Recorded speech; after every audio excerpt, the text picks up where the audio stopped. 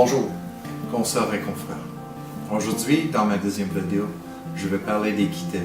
Par équité, j'entends le volet de notre mission qui consiste à rectifier les erreurs historiques du passé, à se faire les défenseurs de ceux et celles qui sont injustement rejetés par le bord de la route, et à éliminer les obstacles de tout genre qui donnent naissance à la discrimination. Les comités d'équité jouent un grand rôle dans ce combat pour la justice et l'égalité.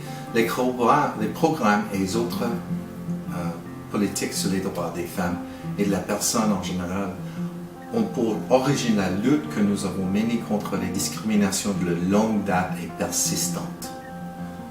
Les syndicats, dont le nôtre bien sûr, ont engagé des luttes diverses pour être eux-mêmes plus équitables, mais pour mieux faire comprendre ce qui est l'équité.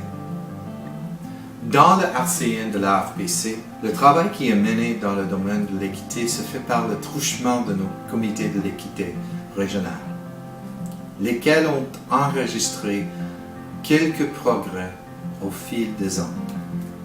Il reste cependant encore bien du travail à accomplir.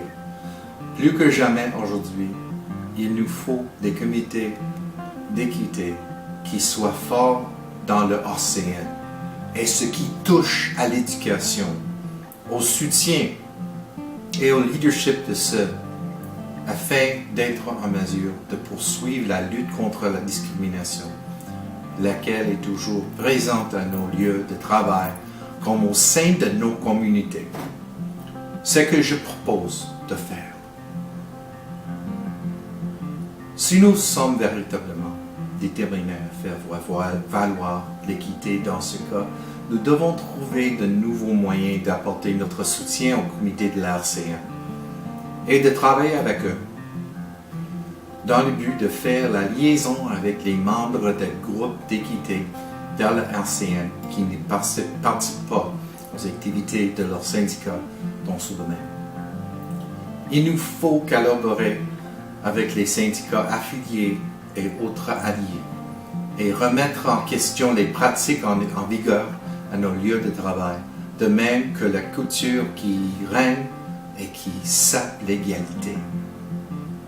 Je suis parfaitement conscient de l'impact qui peuvent avoir l'injustice et la discrimination sur un plan personnel. En tant que personne vivant avec des handicaps, dont la famille est multiraciale et qui a une fille qui s'identifie comme transgenre. Notre combat contre l'injustice, des discriminations et des barrières doit être mené en priorité absolue. Voilà des années maintenant que je suis le témoin d'importants débats dans le mouvement syndical sur les droits de la personne et que j'y prends part. Ce sont des débats et le vécu de ma famille qui m'ont amené à me lancer dans la lutte pour les droits de la personne et l'équité. Il est urgent que nous nous penchions sérieusement sur la question de l'équité, ce travail étant fondamental à notre existence. En accordant vos voix, vous votez pour une direction qui est favorable à un programme d'équité fort. Merci de voter pour moi, Greg McGillis, au poste de VPR pour que nous obtenions la justice qui nous a été injustement reniée depuis si longtemps. Merci.